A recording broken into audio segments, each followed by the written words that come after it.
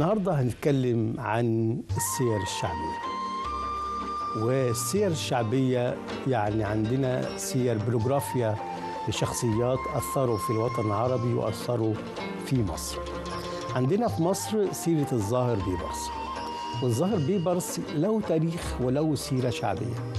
هو الوحيد من السير الموجودة إنه له تاريخ وله سيرة شعبية، لأنه هو بطل من الأبطال المماليك الذين أتوا من السلاجقة وجاءوا مصر وأصبحوا زعماء لمصر، ومعهم قطز. فالاثنين كانوا تربوا في مكان واحد واشتراهم الخليفة في ذلك الوقت. وكان طبيعة أي بطل من الأبطال بيبدأ مريض ثم يتعافى ثم يصبح بطلا فيما بعد. فالظاهر بيبرس ليه السؤال نفسه، ليه هو أصبح سيرة له تاريخ وله سيرة شعبية؟ ليه؟ لأنه هو اهتم بالشعب المصري، جمع العجزة والمرضى وعمل لهم سبيل، حتى موجود لحد الآن اسمه سبيل الظاهر بيبرس، وعمل لهم وقف خيري دايما. فالناس ولعوا بهذه الطريقة، والناس يعني تتمسك وتولع بالذي يحن عليهم يساعدهم وهكذا. فأصبح ما فيش ولا فقير في مصر ولا شحات من الشحاتين في أروقة مصر كلها، لكن عززهم وكرمهم. لذلك عملوا سيرة له. سيرة يعني إيه؟ سيرة يعني تتخطى الواقع، لأن التاريخ يحكي ما كان، أما السيرة تحكي ما يجب أن يكون. التاريخ يحكي ما كان يا مكان، لكن السيرة تحكي ما يجب أن يكون. ما يجب أن يكون أنه بطل شعبي يطير في الهواء بين غمضة عين وانتباهاته، يغير من حياته، فيغير من مصر إلى الشام في غمضة عين. فالفاكهة عندهم كبيرة جدا جدا، والموز والبرتقال كبير جدا جدا، لأن الخيال الشعبي عايز كده. الخيال الشعبي مش ممكن نقول له اقف. فالخيال الشعبي في الطفل، في الرجل الكبير، في الست الكبيرة، هي بتحكي الحواديت وبتحكي السيرة.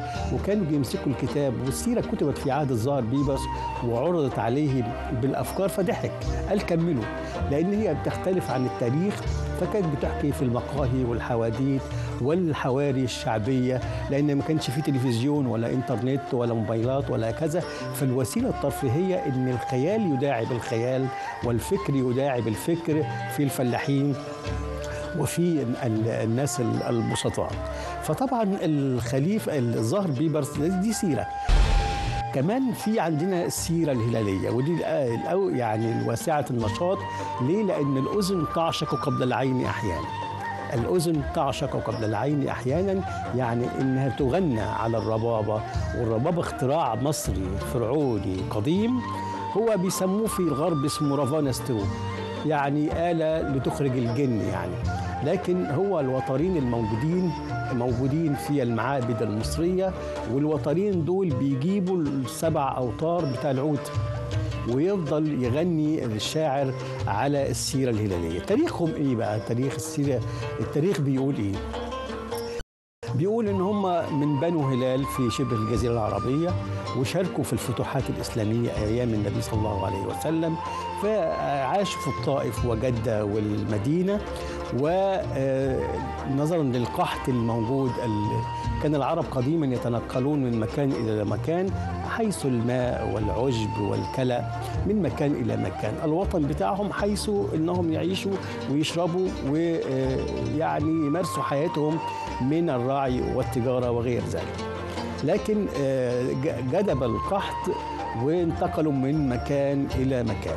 فلما انتقلوا إلى مصر بأمر الخليفة المعز، وقال لهم تعالوا، لأن في ثورات في المغرب وفي شمال أفريقيا اللي عملها العز بن باديس، تعالوا نقضي على هذه الثورات.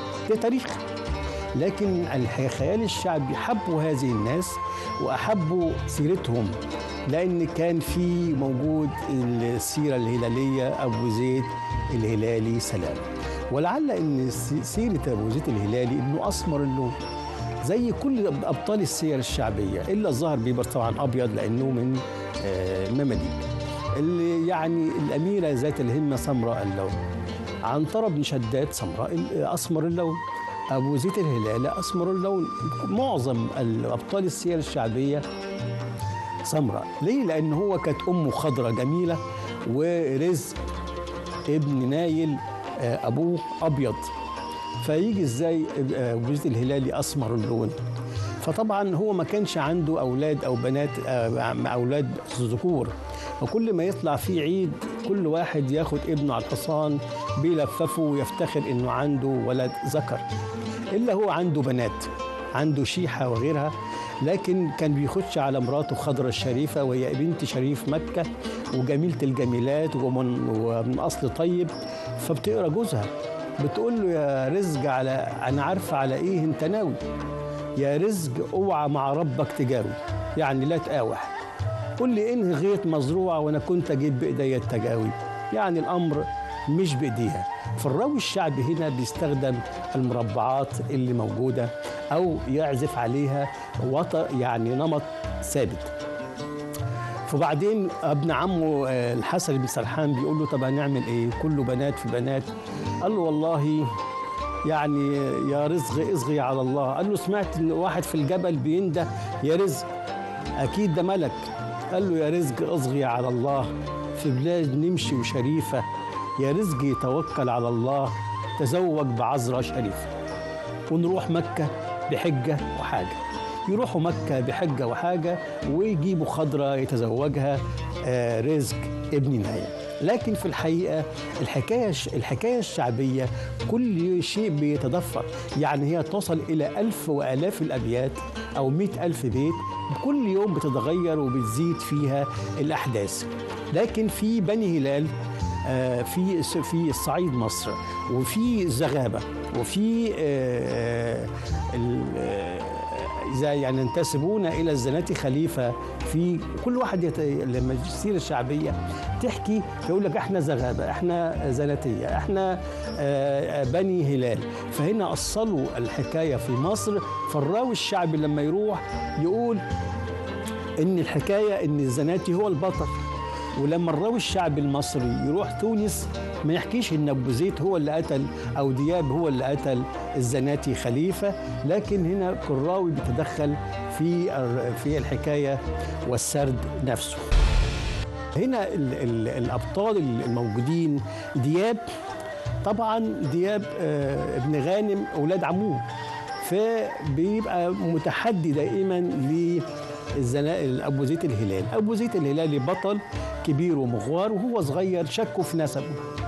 فطبعا القاضي قال لها لخضرة خدي بقى ومشي، ورزق اتضايق جدا، قال لها والله لابد إنها مع العبد مالت، يعني إنها جابت الولد ده من عبد أسود وهكذا. شكوا في النسب زي ما عنترة برضو بن شداد شكوا في نسبه من زبيبة، واعترفوا بيه أخيرا لما حصل بطولات وحمل قبيلة وشداد ما كانش موجود. فبترحل الرحلة المعهودة في السير نفسها، الأم خدت ابنها وراحت في مكان آخر، وهناك نشأ سلامة وبيحارب ضد أبوه. وبعدين اللي هيعرف الكلام ده كله الجازية، لأنها ابنة عمه، وخضرة هتشوف اوعى تقتل أبوك، فقتل الناس كلها اللي هم أعدائه. لكن عند أبوه فضل يلعب بالسيف لحد ما السيف وقع منه، فخضرة بتنادي وتقول يا كف يا سلامة ده أبوك. فعرف الحقيقة. وبعدين جازية الهلالية طبعا دي لها سيرة ولها شأن آخر، فقالت له أنت لازم ترجعي بني هلال حرير في حرير. فقال لهم طب هنجيب الحرير منين؟ قالت له احنا نمشي بالحرير بتاع بني هلال ويخلص نلمه وهكذا، ونخلص ونلمه، لأن نرجع إلى كرامة الخضرة الشريفة وأنها استحملت هذه المهانة هي وابنها. وبعدين عملوا صمات كبير وعزومة كبيرة، فأبو زيد بيوزع لقبيلته اللحم، ما بديش لأبوه. فقالوا له قال ليه يا ابني ما تدينيش؟ قال له نسيتني في الصغر نسيتك في الكبر. ويبدأ رحلة كبيرة جدا جدا من بني هلال إلى تونس وتغريبة ومرعي ويونس والعزيزة بنت الحسن بنت الزناتي خليفة وهكذا.